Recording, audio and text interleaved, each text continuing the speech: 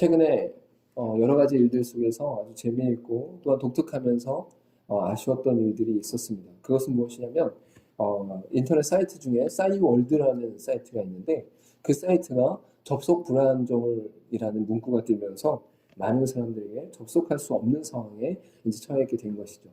우리가 싸이월드 하면 저희가 한 20대 초반 이때쯤에 또한 20대 중반 후반쯤에 많은 사람들이 그 싸이월드를 통해서 서로 친구를 맺고 관계를 맺는 과정 속에 있었던 것을 볼 수 있습니다.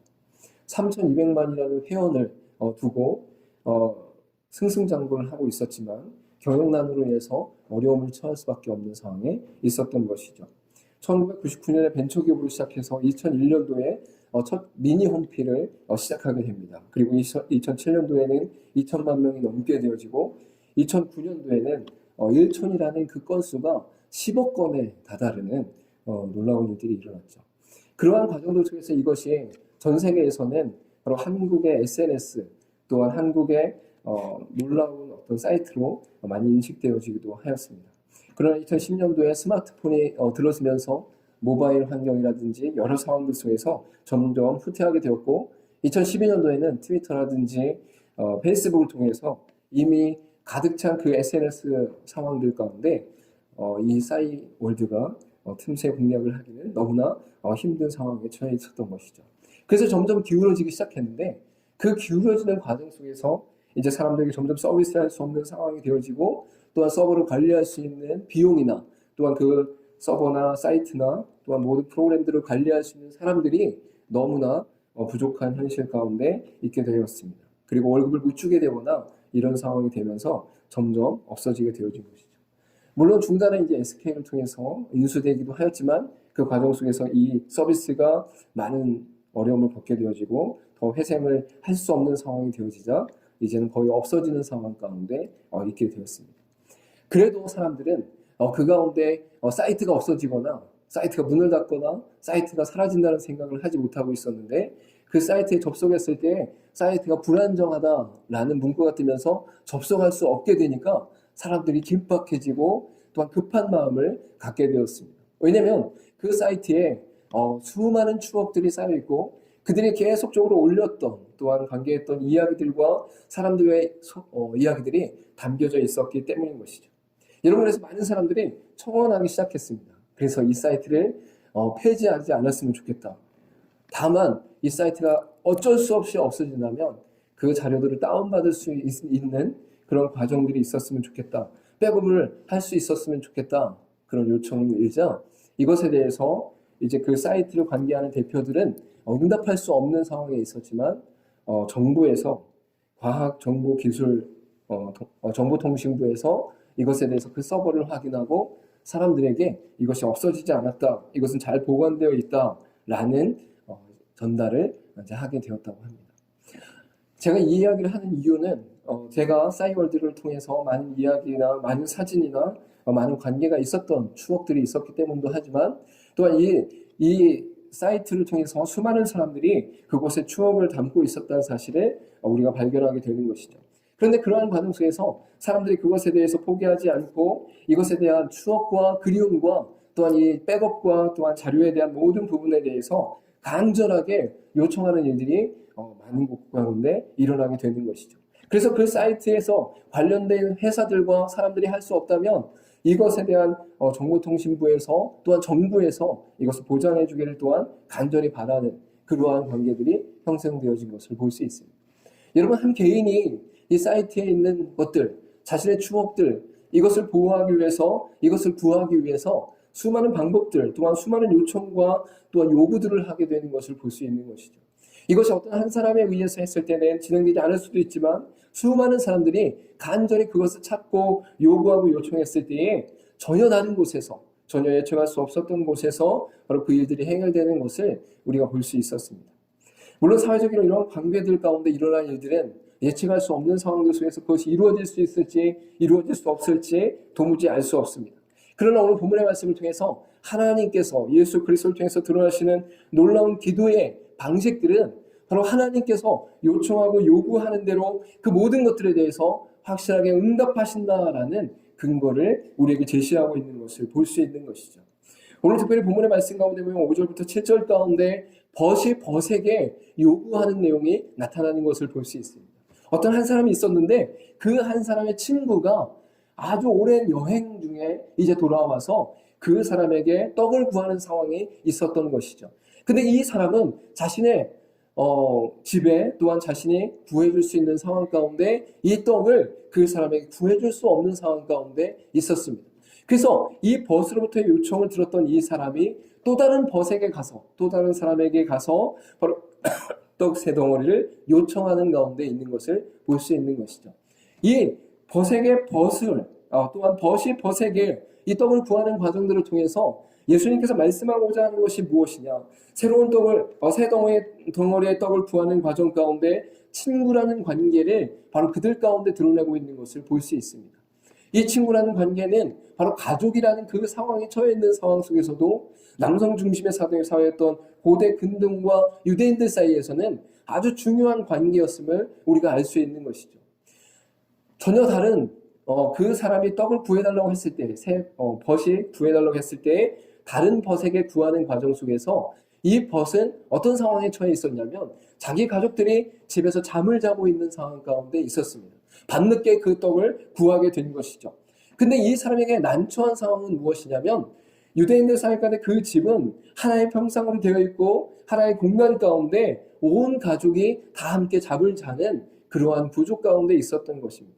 그래서 그 구조 안에서 만약에 떡을 구하기 위해서 불을 켜거나 아니면 그 떡을 찾기 위해서 뒤적거리기 시작하면 바로 자신의 가족들이 잠에서 깨어날 수밖에 없는 상황에 있었던 것입니다. 그래서 그 가족들을 생각하는 마음으로 이 친구에게 떡 세 덩어리를 줄 수 없다라고 이야기할 수 있다라고 하는 게 바로 예수님의 전제였다라는 것이죠. 여러분, 근데 예수님께서는 그것에 대해서 그렇게 했다라고 이야기하지 않고 있습니다. 오늘 본문의 말씀 가운데 보면 8절 가운데 내가 너에게 말하노니 비록 벗됨으로 인하여 일어나서 주지 아니할지라도 라고 말씀하고 있는 것을 볼 수 있는 것이죠. 그리고 7절 뒷부분에 보면 일어나 내게 줄 수가 없노라 하겠느냐라고 말씀하시는 것을 볼 수 있어요. 즉 이러한 상황과 환경 가운데 있는 그 사람이 바로 예수님께서는 비유하는 가운데 친구의 관계와 가족의 관계 가운데 그 요청과 요구를 들어줄 수 없을 수도 있다라는 것을 전제하고 있는 것이죠. 그 일이 일어났다라고 얘기하는 것이 아니라 그 상황 가운데 있는 그 처지 속에서 그 친구의 요청을 들어주지 못할 수도 있다. 그 벗됨으로 인하여 일어나서 주지 않을 수도 있다라고 말씀하고 있는 것을 볼 수 있어요. 여러분, 이것이 유대인들 가운데는 굉장히 중요한 요소입니다. 왜냐하면 유대인들 사이에는 가족 관계를 제외하고는 가장 중요한 관계가 친구의 관계이기 때문입니다. 남자와 남자 가운데 그들이 함께 거주하는 그 공동체 안에서는 친구의 관계가 굉장히 중요하다라고 생각하는 것이 바로 유대인들의 관계였던 것이죠. 그래서 잠언 18장 24절 가운데 보면 많은 친구를 얻는 자는 해를 당하게 되거니와 어떤 친구는 형제보다 친밀하니라 라고 말씀하는 것을 볼 수 있어요. 유대인들 사회 가운데 그 친구의 관계가 아주 친밀한 관계이고 그 친밀한 관계가 그들 가운데는 어떠한 요청이라도 들어줄 수 있는 관계다라는 것을 전제하고 있는 것이죠. 이러한 전제 가운데 예수님께서 이 비유를 하신 이유는 그 친구의 관계, 그 완전한 관계임에도 불구하고 그들 가운데 그 요청을 들어주지 않을 수도 있다라는 것을 전제하고 있는 것입니다. 이것은 사뭇 우리의 사람과의 관계 속에서 요청하는 내용들이 그 요청과 요구에도 불구하고 아무리 친한 관계라 할지라도 아무리 친밀한 사이라 할지라도 그 요청을 들어주지 못할 수도 있다라는 것을 말씀하고 있는 것이죠. 여러분, 그것이 우리 사회 가운데 우리의 관계 가운데 많이 일어날 수 있습니다. 특별히 돈의 관계에 있어서는 돈을 빌린다라는 전제하에서 대부분의 사람들이 인식하는 것이 내가 그 돈을 받지 않아도 된다라는 정도의 돈만 빌려주려는 것이 사회적 관념 가운데 있는 것을 볼 수 있죠. 여기서 더 나아가서 보증이라는 것을 쓸 때에는 극도로 조심하는 사이가 되어지는 것을 볼 수 있어요. 아무리 친한 관계이고 아무리 좋은 관계라 할지라도 이 보증이라는 것은 만약에 잘못된 상황에 처해지게 되어지거나 만약 사업이 실패하는 상황이 되어지면 내가 감당할 수 없는 돈에 대해서 내가 그것을 감당해야 되고 그 대출이나 그 사업비에 대해 내가 지불해야 되는 그 상황 가운데 있기 때문에 이 보증이라는 것에 대해서는 굉장히 조심하는 영향을 보게 되어지는 것이죠. 일반적으로 우리의 사람과 사람과의 관계 속에서도 수많은 사람들이 서로를 섬기고 나누고 또한 기쁨으로 대하면서 친구의 관계, 가족의 관계 가운데 있다 할지라도 절대 자신의 삶 가운데 보류할 수 없는, 또한 넘어설 수 없는 그러한 것이 분명히 있음을 말씀하고 있는 것을 볼 수 있습니다. 여러분, 그런데 그러한 말씀을 읽고 나서 8절 뒷부분에 이렇게 말씀하고 있습니다. 그 간청함을 인하여 일어나 그 요구대로 주리라 라고 말씀하고 있는 것이죠. 예수님께서 친구들과의 관계를 말씀하시면서 그들 가운데 아무리 친밀하고 아무리 가깝고 아무리 모든 것을 내어줄 것 같은 상황이라 할지라도 그들 안에서도 들어주지 못하는 상황이 분명히 있을 수 있다. 가족들을 위해서, 또한 자신을 위해서, 자신의 미래를 위해서 그렇게 결정할 수도 있다. 그러나 그 가운데 간청함을 인하여 일어나 그 요구를 들어줄 것이다 라고 말씀하시는 것이 바로 예수님의 말씀이었습니다. 이것이 우리 가운데 어찌 보면 굉장히 의아하게 드러날 수 있어요. 그 친구의 관계가 끊어진 상황 가운데, 또한 그 친구의 관계가 소목해진 관계 가운데 어떻게 요청하는 것, 요구하는 것, 간절함 가운데 그것이 해결될 수 있습니까? 라는 것을 우리가 의아해할 수 있다라는 것이죠. 여러분, 특별히 이 간절함이라는 것은, 또한 간청함이라는 것은 헬라어로 아나이데이아라는 말이 있는데 그 뜻의 의미 가운데 무엇이 있냐면 바로 뻔뻔함, 무례함, 존중이 없음, 끈질김이라는 의미를 갖고 있는 것을 볼 수 있습니다. 여러분, 우리가 예수님의 인격과 예수님의 성품을 생각할 때에 예수님이 친구들과의 그 관계와 친밀함을 뛰어넘어 간청함에 그 초점을 두면서 간청함으로는 그 요구를 들어줄 수 있다라고 말씀하신 이유가 무엇일까라는 궁금증을 낳게 된다라는 거예요. 여러분, 하나님은 인격적인 하나님이시고 우리의 관계 속에서도 인격적인 관계를 가지고 계십니다. 또한 우리를 향해 하나님의 사랑과 긍휼 가운데 모든 것을 내어주기까지 사랑하시는 그 사랑 안에서 바로 전인격적인 관계가 형성되어진 것을 볼 수 있죠. 그런데 예수님께서 지금 강조하시는 것은 무엇이냐? 바로 너희들 가운데 그 뻔뻔함과 그 존중 없음과 그 무례함과 그 끈질김이 오히려 그 친구와의 관계를 뛰어넘어 요구에 응당하게 대답할 요건이 되어진다라고 말씀하고 있는 것을 볼 수 있죠. 여러분, 이것은 단순하게 사람과 사람 가운데 아무런 이유 없이 뻔뻔하거나 아니면 존중 없음이나 무례함이나 아니면 끈질기게 붙잡고 늘어지는 것에 목적을 두지 않는다는 것을 그 뒤에 말씀을 통해 알 수 있습니다. 그러나 그럼에도 불구하고 예수님께서는 그 관계 안에서의 친구 관계보다, 너희들이 정말 중요하게 생각하는 그 친구의 관계보다 오히려 간청함이 너희들 가운데 간절하게 부탁하는 그 끈질김이 너희들 가운데 요구가 요청되어지고 또 요구의 관계가 이루어질 수 있다라고 말씀하고 있는 것을 볼 수 있죠. 여러분, 특별히 요한복음 15장 13절과 14절 말씀 가운데 이렇게 말씀하고 있어요. 사람이 친구를 위하여 자기 목숨을 버리면 이보다 더 큰 사랑이 없나니 너희는 내가 명하는 대로 행하면 곧 나의 친구라라고 말씀하고 있는 것이죠.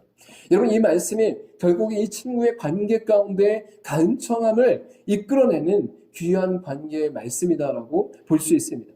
친구라는 것은 결국 목숨을 내어주기까지 사랑하는 데까지 나가는 것인데 이것은 예수님 자신을 드러내는 친구의 관계를 말씀하고 있는 거예요. 여러분, 친구의 일반적인 관계들은 서로 소통하고 통용하고 물건들을 나누며 서로 힘써 돕는 것까지의 관계를 말씀하고 있죠. 여러분, 그런데 오늘 본문의 말씀 가운데 친구의 관계는 자기 가족들을 깨우기 싫어서 내가 떡 세 덩어리를 주지 못하겠노라라고 말할 수도 있는 관계를 말씀하고 있어요. 즉, 인간의 관계, 사람의 관계는 도저히 넘어설 수 없는 영역 가운데의 그 깨어짐 속에서도 서로를 위해 애쓰고 힘쓸 수 있는 관계가 거의 존재하지 않는다라는 것을 전제하고 있는 것이죠. 즉, 친구의 관계 속에서 그 친구가 자신의 생명이 끊어지기까지, 또한 자기의 생명이 죽는 데까지, 또한 자기의 생명을 대신하여 그 사람을 위해서 죽이는 데까지 바로 그 친구의 관계가 온전히 나타날 수는 없다라는 것입니다. 생명과 생명을 다루는 이 놀라운 관계 속에서 바로 예수님께서는 친구의 관계를 더 나아가서 이 친구의 관계가 생명에 이르는 목숨을 버리는 데까지 나가는 놀라운 관계로 설명하고 있는 것을 볼 수 있습니다. 즉, 예수님께서는 우리 가운데 드러난 그 친구의 관계가 결국은 인간적인 관계 안에서 서로 아주 중요하다고 생각하는 그 범주를 넘어 간청함이 일어나고 간절한 요구가 일어나는데 그 간청함과 간절한 요구는 결국 자신의 목숨을 내어주기까지, 자기의 목숨을 버리기까지, 자기의 목숨을 다하기까지 사랑하는 그 대상을 향해 간절히 요청하는 것으로 나타날 수밖에 없다라는 것을 분명히 말씀하고 있는 것이죠. 여러분, 그래서 이 친구의 관계가 간청함으로 들어갈 때 그 뻔뻔함과 그 존중 없음과 무례함과 그 끈질김이 결국은 예수님과의 관계 속에서 바로 그를 통해서 하나님께 구하는 관계로 설명되어지는 것을 오늘 본문의 말씀을 통해서 우리가 알 수 있는 것이죠. 오늘 9절과 10절 가운데 우리가 너무나 잘 아는 말씀이 나타나고 있습니다. 9절과 10절 말씀 우리 같이 한번 읽어볼까요? 시작. 내가 또 너에게 이르노니 구하라.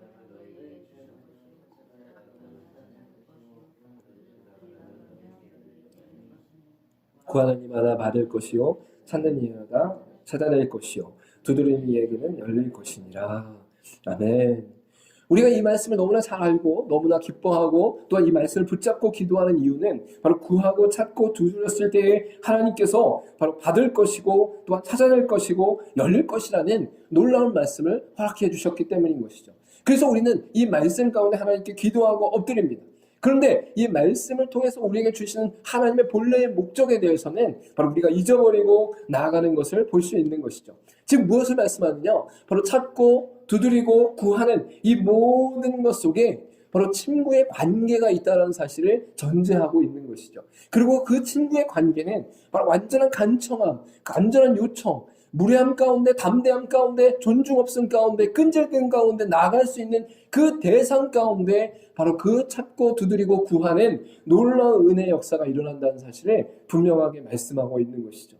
여러분, 이러한 말씀은 구약 가운데도 계속적으로 말씀하고 있습니다. 신명기 4장 29절 가운데 그러나 내가 거기서 내 하나님 여호와를 찾게 되리니 만일 마음을 다하고 뜻을 다하여 그를 찾으면 만나리라 라고 말씀하고 있는 것이죠. 이사야서 55장 6절과 7절 가운데 너희는 여호와를 만날 때에 딱 찾으라. 가까이 계실 때에 그를 부리라. 악인은 그의 길을, 불의한 자는 그의 생각을 버리고 여호와께 돌아오라. 그리하면 그가 긍휼히 여기시리라. 우리 하나님께로 돌아오라. 그가 너그럽게 용서하시리라 라고 말씀하고 있는 것을 볼 수 있습니다. 구약 가운데도 이 간절한 요청과 만남, 구함, 이 모든 것들 가운데에 아주 근본적으로 바탕에 깔려있는 것은 무엇이냐면 하나님께서 그들의 하나님 되신다라는 거예요. 하나님께서 그들의 아버지 되신다라는 거예요. 하나님께서 그들의 주인 되신다라는 거예요. 이 전제가 깔려있는 상태에서 이스라엘 백성들에 대해서 계속적으로 말씀하시는 것이 무엇이냐? 너희는 구해라, 찾아라, 그리고 만날 것이다. 또한 하나님 앞에 만날 만할 때에 찾고 계실 만할 때에 그를 부르라라고 선포하고 있는 것이죠. 어떻게 보면 그리스도인들의 삶 가운데 가장 중요한 요소는 우리가 구할 수 있게 되었다라는 데 있어요. 그것은 우리로부터가 아니라 하나님께서 우리에게 허락하신 하나님과의 대화 가운데 하나님께서 우리에게 베풀어 주신 은혜로 기도하게 되었다라는 것입니다. 여러분, 우리가 예수 그리스도를 통해 하나님을 만나지 않았을 때에는, 즉 기독교라는 이 종교 안에서 하나님을 만나지 않았을 때에는 어디에 어떻게 구해야 될지 모르는 상태 가운데 있었어요. 그리고 누가 진리인지, 누가 주인인지, 누가 온 세상의 만물의 창조자이며 주관자인지, 또한 우리의 기도에 응답할 자인지를 알지 못했다라는 것이죠. 여러분, 그래서 예수 믿지 않는 사람들은 여기에서 구할 수도 있고 저기에서도 구할 수 있고 여기에서 찾을 수 있고 저기에서도 찾을 수 있습니다. 여러분, 예수 믿지 않는 사람들은 어디 가서 누구에게 구하든지 그 구하는 것에 대해서 자기가 얻기만 하면 그 대상이 누군지에 상관이 없는 상태 가운데 거하게 되는 것을 볼 수 있어요. 여러분, 불상 앞에 절해도 괜찮아요. 여러분, 문안을 떠놓고 하나님의 새벽에 나무 앞에서 절을 해도 괜찮아요. 여러분, 무당들을 찾아가도 괜찮아요. 그들의 도덕적인 윤리적인 가치 안에서, 그들의 정신적인 내면적인 가치 안에서 그들의 큰 문제가 되지 않는다라는 것이죠. 여러분, 그것은 자신들이 구하는 것에 초점이 있는 것이지 그 대상이 어떠하든지 간에 상관없이 우리의 삶 가운데 얻기만 하면 된다라는 관점이 있기 때문인 것입니다. 여러분, 특별히 우리 가정 가운데도 그러한 일이 있었습니다. 저희 아버님과 저희 형님이 편찮고 아프고 또 굉장히 힘든 시간을 보냈어요. 저희 아버님은 젊으셨을 때 다치셨기 때문에 그 시간이 너무 기니까 이게 만성화되어져서 그냥 살아갔는데, 또한 그분을 해서 어려움을 당하는 여러 가지 상황들 속에서 굳이 그것을 고칠 생각들을 전혀 하지 못했는데, 형님이 편찮으신 가운데는 수많은 방법들과 수많은 것들을 찾기 시작했습니다. 여러분, 그래서 시골에 우리가 있을 때에 안 해본 게 없습니다. 불당에 가서 절하시는 할머니와 어머니, 그 다음에 거기에 시주를 하고 헌금을 하고, 뭐 그다음에 이제 무당을 불러서 우리 집에서 무당을 하는데 제가 아직도 기억나는 게 뭐냐면 무당을 막 이렇게 하잖아요. 굿을. 그러면 형님을 막 이렇게 멍석에다가 이렇게 눕게 하고 그 둘둘 말아갖고 그래서 막 때려요. 그걸. 그리고 귀신을 쫓아야 된다고 커다란 불, 횃불을 들고서는 막 집안 곳곳을 막 뛰어다니는 거예요. 그 무당하는 사람이. 그 제가 그게 무서워갖고 막 도망가다가 또랑에 막 빠졌어요.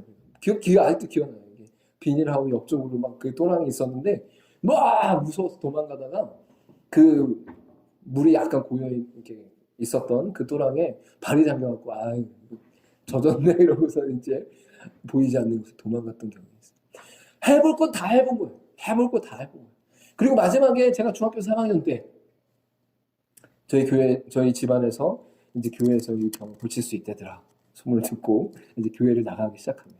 근데 제가 중학교 3학년 때 다니던 교회는 이제 시골 교회고 지금도 있지만 이제 어르신들만 다니는 교회였기 때문에 제가 다니면서는 늘 이렇게 졸면서 말씀을 듣지도 못하고 예배만 드리고 이렇게 오는 과정에 이제 삶을 살았어요. 그래서 이제 고등학교를 가면서 신앙생활을 하게 되고 예수 그리스도를 만나게 되었죠. 여러분 그때까지만 해도 내 신앙과 내 삶, 또 우리 가정의 어떤 관계 안에서는 바로 그 종교라는 대상이 단순하게 내 문제를 해결해 줄 어떤 대상 중에 하나였어요. 기독교도 그러한 대상 중에 하나였어요. 예배를 드리는 것 자체도 그 교회를 나간다는 것 자체도 우리 집안에 있던 이런 문제들을 해결하는 데에 이 종교라는 것이 필요하기 때문에 어떤 신이 필요하기 때문에 바로 우리가 나가게 되어진다라는 것이죠. 그러나 성경 가운데 예수 그리스도를 통해서 우리에게 말씀하신 놀라운 은혜는 무엇이냐? 바로 나의 하나님 되시고 나의 주인 되시고 영원한 생명의 주 되신 그분이 나의 생명 되신다는 사실을 온전히 고백하는 그 믿음의 관계, 자신의 목숨을 버리기까지 사랑하시는, 내어주기까지 사랑하시는 그 친구의 관계 가운데 내게 다가오시는 바로 예수 그리스도의 그 십자가의 사랑 안에서 우리가 하나님 앞에 뻔뻔함과 무례함과 존중 없음과 끈질긴 가운데 기도할 수 있는 그 관계를 허락하셨다라는 거예요. 그 관계를 허락하셨다는 거예요. 세상의 수많은 관계 속에서는 세상의 수많은 대상들을 통해서는 그것이 얻어질 수 있고 얻어질 수도 없는 그러한 관계 가운데 있고 그것이 불안정하고 완전하지 않은 관계 가운데 있는데 이제는 너희가 그 모든 것들에 대해서 찾고 구하고 두드릴 수 있는 또 무례 없이 행하고 뻔뻔하게 하고 간절히 하고 끈질기 구할 수 있는 그 대상이 너희에게 허락되었다라고 말씀하고 있는 것이죠. 여러분께서 디모데전서 2장 5절과 6절에 이렇게 말씀하고 있어요. 하나님 한 분이시요 또 하나님과 사람 사이의 중보자도 한 분이시니 곧 사람이신 그리스도 예수라. 그가 모든 사람을 위하여 자기를 대속물로 주셨으니 기약에 이르러 주신 증거니라 라고 말씀합니다. 기약에 이르러 주신 증거라는 것은 하나님이 언약하시고 약속하신 그 완전한 언약의 성취가 바로 예수 그리스도라는 거예요. 근데 그 예수 그리스도가 하나님과 사람의 관계 속에 완전히 죄로 인해 깨어진 그 관계가 그리스도가 중보자 되셔서 이제 완전히 회복하셨다라는 것을 말씀하고 있는 것이죠. 하나님과 우리의 관계 속에서 막힌 담을 이제 부수셨다라는 거예요. 예수 그리스도의 십자가가, 예수 그리스도의 피가, 예수 그리스도의 보혈이 바로 그 안에서 그것을 무너뜨리고 깨뜨리시고 하나님과 우리의 관계를 회복하셨다라고 선포하고 있는 것이죠. 그래서 우리의 관계 회복 가운데 우리가 무례히 그리고 끊임없이 또한 하나님 앞에 간절하게 또한 우리 가운데 끈질기게 기도할 수 있는 그 근거가 어디에 생겼느냐? 어디에 바탕을 두고 있느냐? 그 권한과 능력이 누구로부터 부여되었느냐? 바로 예수 그리스도의 십자가의 은혜로부터 부여되었다라고 말씀하고 있는 것이죠. 그래서 그 관계의 회복으로 말미암아 우리가 아바 아버지라 부를 수 있는 놀라운 은혜를 허락받았다라는 것이죠. 여러분, 우리가 자녀들이 부모에 대해서 어느 정도 존중하고 또 존경하는 것을 기쁨으로 받을 수 있어요. 그런데 아이들이 만약에 우리 부모에 대해서 너무 거리를 멀게 생각하고 두렵게 생각하고 어렵게 생각하면서 부모에 대해서 아무것도 구하지 않고 끙끙 앓고 혼자 아파하고 혼자 힘들어하고 혼자 어려워하고 있으면 부모의 입장에서 굉장히 슬픕니다. 너무나 아파요. 오히려 힘들고 어려워요. 그 자녀들은 부모를 존중해서 그럴 수도 있죠. 그 자녀들은 부모들을 생각해서 그럴 수도 있죠. 그러나 부모와 자녀의 관계가 온전하지 않다는 것을 또한 의미하는 것일 수 있습니다. 그 마음 가운데 그 아픔과 슬픔 또한 원하는 것들을 간절히 마음에 품고 있으면서도 그것을 입 밖으로 하나도 못 내밀면서 부모에게 얘기도 할 수 없는 관계라면 그 관계는 온전하지 않다는 것이죠. 여러분 갈라디아서 4장 6절 가운데 너희가 아들임으로 하나님이 그 아들의 영을 우리 마음 가운데 보내서 아빠 아버지라 부르게 하셨느니라 라고 분명히 말씀하고 있어요. 로마서 8장 15절 가운데 너희는 다시 무수하는 종의 영을 받지 아니하고 양자의 영을 받았으므로 우리가 아빠 아버지라 부르짖느니라 라고 말씀하고 있는 것입니다. 여러분 구할 수 있습니다. 여러분 간절히 하나님 앞에 엎드릴 수 있습니다. 도리어 뻔뻔함과 존중 없음과 끈질김 가운데 하나님 앞에 나아갈 수도 있어요. 여러분 그 모든 은혜가 여러분에게 주어졌다는 거예요. 그 모든 은혜가 여러분에게 하나님이 허락하셨다는 거예요. 여러분에게 구할 수 있는, 기도할 수 있는, 또한 간절히 요청할 수 있는 그 은혜와 권세와 능력과 권한을 부여해 주셨다는 거예요. 여러분 이것이 얼마나 큰 은혜입니까? 이것이 얼마나 큰 능력입니까? 이것이 얼마나 큰 하나님의 사랑입니까? 여러분 우리 도저히 하나님 앞에 나갈 수 없는 존재였는데, 하나님을 알 수도 없는 존재였는데, 하나님 앞에 서면 우리는 죽음을 맞이할 수밖에 없는 하나님의 불완전한 존재였고 죄의 존재였고 거룩하지 않은 존재였는데, 하나님께서 그리스도를 통해 우리 가운데 십자가의 은혜로 부어주신 말씀과 예수 그리스도의 중보자의 되신 가운데 우리가 하나님께 구할 수 있는 은혜의 능력을 허락받았다라고 말씀하고 있는 것입니다. 여러분 구하시길 바랍니다. 기도하시길 바랍니다. 찾으시길 바랍니다. 여러분 이것 자체가 여러분의 인생 가운데 잘못되거나 아니면 비약되어진 것이 아니에요. 여러분 우리가 놓치고 있는 건 뭐예요? 하나님과 우리의 관계 회복 가운데 그리스도께서 완전한 친구 되셔서 그분의 모든 것 내어주기까지 사랑하시는 그 사랑 가운데 하나님과 우리의 관계가 온전히 회복되었다는 그 사실을 계속 빼먹으면서 그냥 구해라 찾아라 얻을 것이다. 너희가 원하는 거 다 하나님께서 응답하실 것이다. 그래서 이쪽 것만 구하는 거 찾는 거 두드리는 거 이것만 갖고 계속 우리가 기도하니까 물론 외적으로 얻은 게 있을 수 있죠. 외적으로 응답받은 게 있을 수 있죠. 근데 그것이 한쪽으로 치우치면서 기복신앙과 또한 성공주의 가운데 빠져서 만모니즘 가운데 빠지는 일들이 일어나는 것을 볼 수 있어요. 여러분 그러나 우리 가운데 존재된 것은 바로 그리스도께서 우리에게 죽으시고 우리에게 영원한 생명이 되시고 중보자 되셔서 우리를 통해 하나님 앞에 구할 수 있고 하나님 앞에 간절히 찾고 두드릴 수 있는 그 은혜의 능력을 우리 가운데 허락하셨다라는 것을 분명히 말씀하고 있습니다.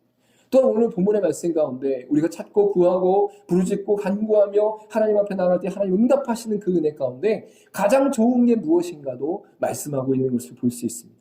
여러분 본문의 말씀 가운데 13절 말씀을 우리 같이 한번 읽어보도록 하겠습니다. 13절 말씀입니다. 13절 시작.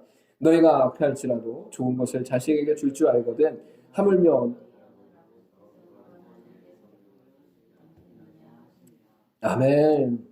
하나님께서 아바 아버지로 우리 가운데 존재하심을 말씀하시면서 아버지께서 그 자녀에게 구하는 것에 응답하신다라고 말씀하고 있는 것이죠. 무엇이든지 하나님 앞에 구할 때에 하나님께서 그것에 대해 바로 즉시로 응답하시기도 하고 잠깐 기다리라고 말씀하시기도 하고 오더 다른 것으로 주시기도 하고 또한 더욱 풍성한 것으로 우리가 상상할 수 없는 예측할 수 없는 것으로 채워주시기도 하고 아니다 라고 응답하시기도 하는 것을 볼 수 있는 것이죠. 이 모든 관계 속에서 하나님께서 다 응답하시는데 그 응답하신 가운데 가장 좋은 것이 무엇이냐?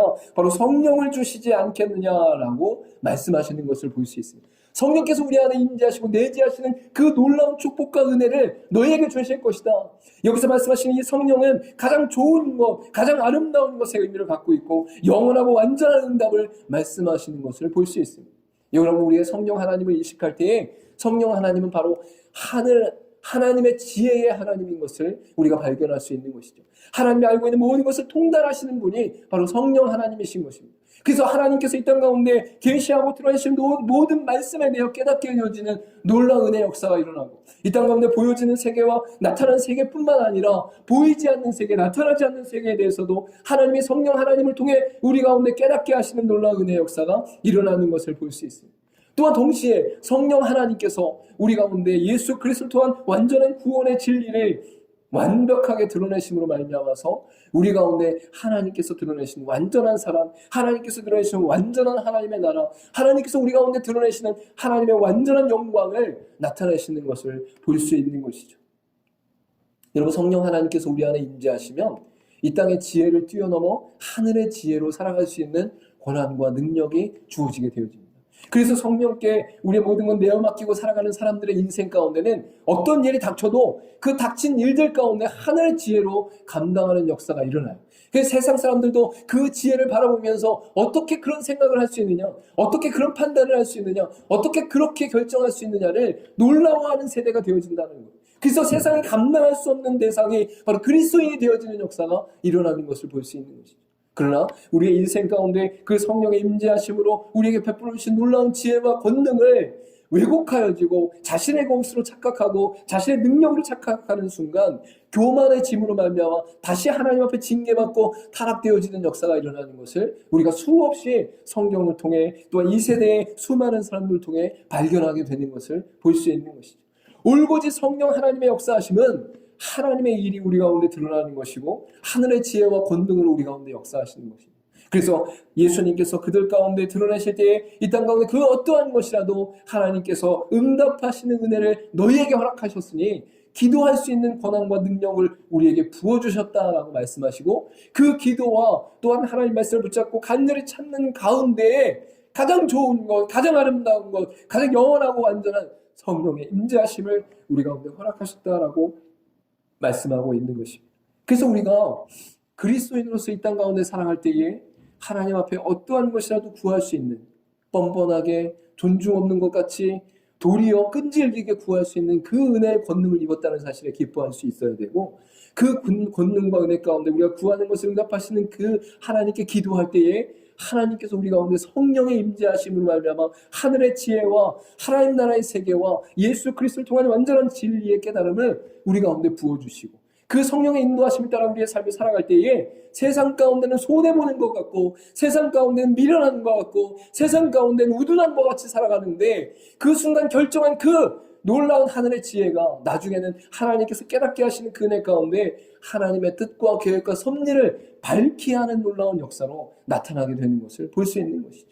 여러분, 우리가 이 땅을 살아가는 동안 우리에게 주어진 놀라운 은혜 가운데 하나는 무엇이냐? 바로 기도할 수 있게 되었다라는 것입니다. 우리는 구하고 찾고 두드릴 수 있는 은혜의 권능을 입은 자들입니다. 그 은혜의 권능이 누구로부터 왔느냐? 바로 하나님께서 이 땅 가운데 완전한 친구로 예수 그리스도를 보내시고 예수 그리스도가 모든 생명과 죽음과 자신의 아픔과 고통까지도 내어줌으로 우리를 끝까지 사랑하시는 그 사랑 안에서 우리가 이것을 구할 수 있는 관계와 능력이 허락되었다라는 것을 말씀하고 있습니다.